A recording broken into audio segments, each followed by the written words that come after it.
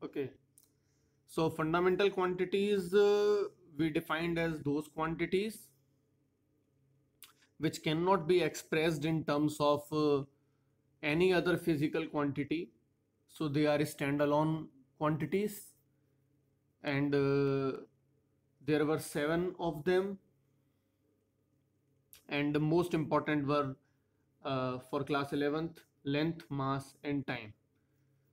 And then second class of quantities were physical quantities, were derived quantities. So derived quantities क्या हैं? All those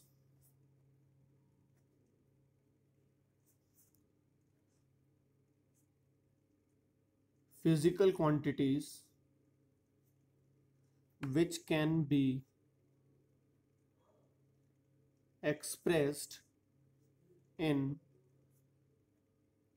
terms of other fundamental physical quantities. तो जिन quantities को हम fundamental quantities की term में लिख सकते हैं वो सब derived quantities हो जाएंगी. Let's take some examples like speed.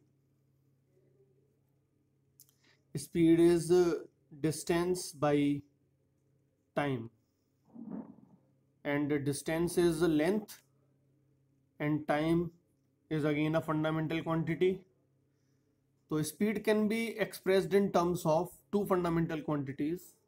Those are length and time. Let's say we talk about velocity. Velocity is displacement divided by time. Again, two fundamental quantities. Displacement can be expressed in terms of length, and time itself is a fundamental quantity. We can talk about say acceleration. So what is acceleration? So acceleration is change in velocity by time, v minus u by t. We all know these formulas from class 9th. Now velocity में से velocity subtract करेंगे तो क्या बचेगा? We will again get velocity. Kind of 10 गधे में से 5 गधे हटा दिए तो 5 गधे ही तो बचे. तो क्वांटिटी मैटर नहीं कर रही है. Kind of thing that we are talking about. हम वेलोसिटी की बात कर रहे हैं तो वेलोसिटी में से वेलोसिटी सब्ट्रैक्ट करेंगे, then what we will be left with will be velocity divided by time. Now velocity is what? Distance upon time, displacement upon time. So again it will be displacement by time divided by time, that is displacement divided by time square. So again it depends on two fundamental quantities, length and time, and so on. There are vast majority of examples. बहुत सारी physical quantities हैं जो derived हैं. मतलब उन 7 के अलावा basically ज़्यादातर सारी की सारी fundamental quantities derived quantities हैं. Okay, so supplementary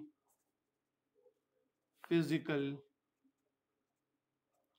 quantities. और supplementary कौन कौन सी थी? Supplementary quantities जनरली दो मैथमेटिकल क्वांटिटीज हैं जो हम लोग यूज करते हैं. फर्स्ट इज प्लेन एंगल,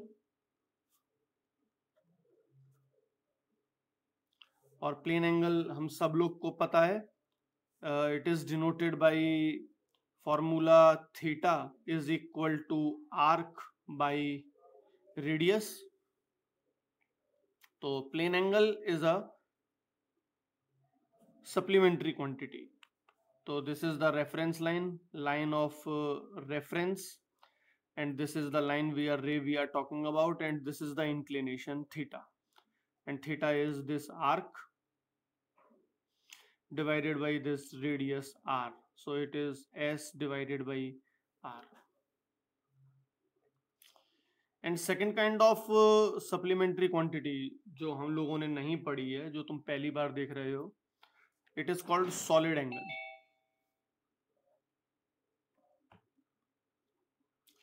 तो जनरली अगर मैं प्लेन एंगल की बात करूं तो प्लेन एंगल को मैं क्या बोल सकता हूं, प्लेन एंगल को मैं कैसे डिफाइन कर सकता हूं? प्लेन एंगल इज द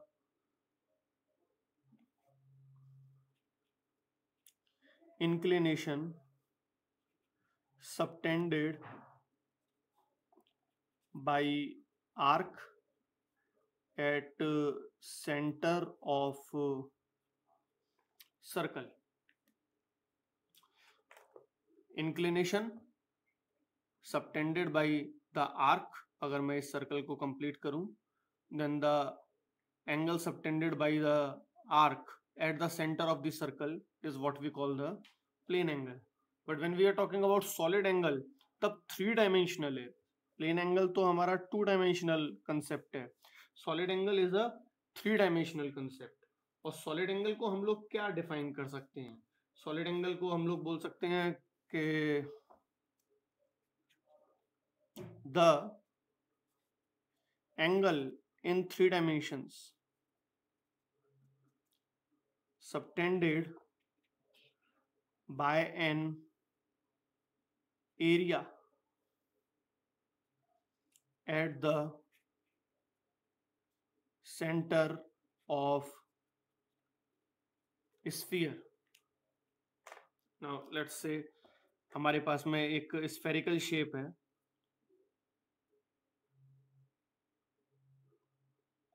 ये एक स्फीयर है,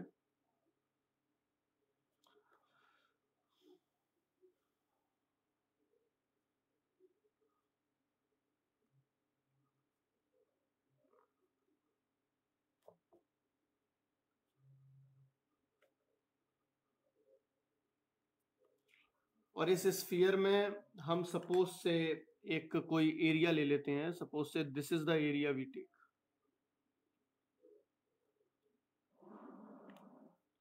तो ये एक छोटा सा एरिया है इसके सरफेस पे, और ये सेंटर है इसका, और मैं यहां से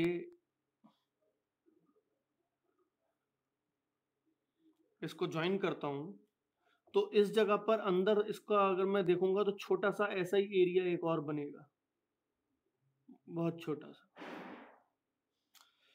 और ये जो एंगल सबटेंड हो रहा है 3 डायमेंशनल जो एंगल है, इस एंगल को हम लोग सॉलिड एंगल बोलते हैं. This angle is called solid angle. तो अगर रेडियस आर है और ये जो एरिया है ये कैपिटल ए है, then solid angle will be denoted by the symbol ohm, omega. ये ओमेगा सिंबल है, and omega will be equal to area divided by are square. So that is the formula for plane angle. ये plane angle का formula हो गया हमारा, और ये formula हो गया हमारा सॉलिड एंगल का. क्लियर है मेरी बात? तो सॉलिड एंगल का एक एग्जांपल देखते हैं हम लोग. हमको ये बात पता है that solid angle subtended at a point is equal to 4 pi. तो मतलब अगर मैं इस स्फीयर का पूरा एरिया लेता, यहां तो छोटा सा एरिया लिया है मैंने थोड़ा सा, अगर मैं पूरा एरिया लेता, पूरा सरफेस एरिया, तो वो सेंटर पे कितना एंगल सबटेंड करता? वो हमेशा 4 पाई एंगल सबटेंड करता. इसलिए solid angle at point subtended by any figure is 4 pi. तो मैं लिख सकता हूं omega that is 4 pi is equal to surface area, area of surface divided by are square. तो surface area of sphere will be equal to R square, इस तरफ जाएगा, that is 4 pi R square. So this is one of the way we can think about it. these supplementary quantities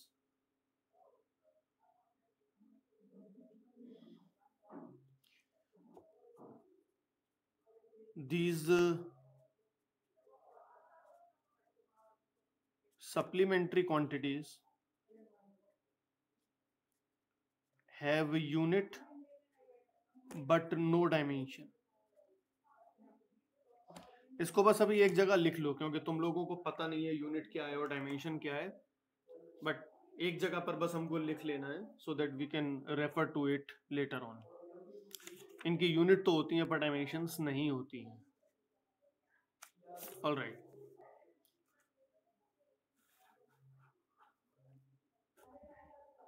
Now let us talk about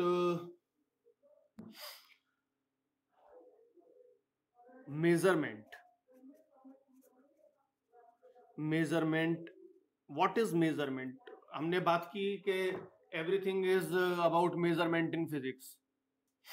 अगर हम एकदम आदि मानव के ज़माने में चले जाएं तो हम मेजरमेंट कैसे करते हैं? Suppose say you don't have scale, you don't have any measuring instrument, then what we will do.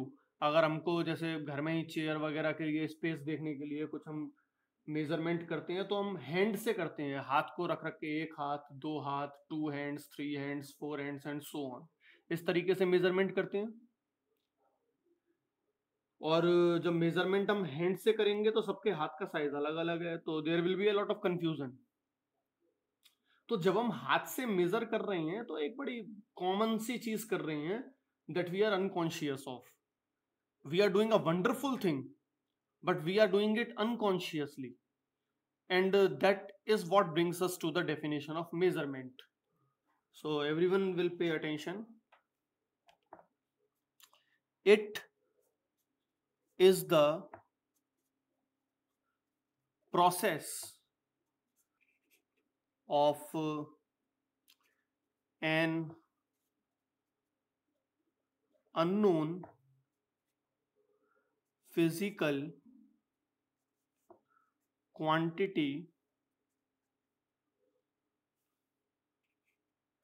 with known chosen standard physical quantity of same type. So what we mean to say over here, तो measurement is a process. It is a process. किस चीज का process है? It is a process of comparison. हम किन किन चीजों को कंपेयर कर रहे हैं? We are comparing an unknown physical quantity जो हमको पता लगानी है, like length of the table. Unknown physical quantity, suppose say we want to measure the length of the table, so length of the table is unknown. And what we are doing, हम एक कोई भी quantity ले लेते हैं that we know, we choose and is the standard. जैसे hand is the physical quantity that can measure length, और it is our chosen quantity with which we are comparing the unknown physical quantity. And when we represent the result, then it is just a comparison. Then we may say that length of a table might be equal to, suppose say, 6 hands. Now this statement is quite important. जरूरी चीज है. We say length of a table is equal to 6 hands. So now let me discuss this part. This length of the table, it is the unknown physical quantity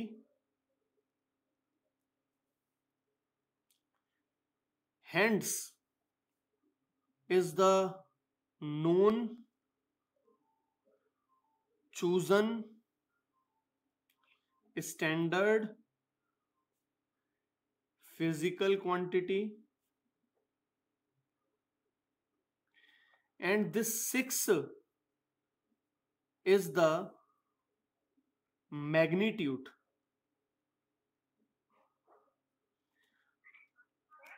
That how many times this quantity is repeated in this quantity. Hand is repeated 6 times in the length of table. So 1 hand plus 2 hand plus 3 hand plus 4 hand and so on, 6 hands combined together back to back will be equal to the length of the table. So we are comparing two things, this length of the table and the hand. One is unknown and another is known and chosen.